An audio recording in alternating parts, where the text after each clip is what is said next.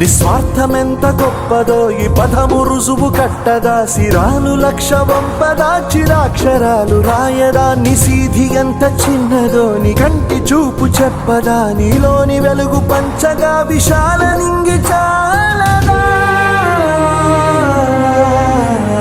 మనుష్యులందు నీ కథ మహర్షిలాగా సాగదా, మనుష్యులందు నీ కథ మహర్షిలాగా సాగదా.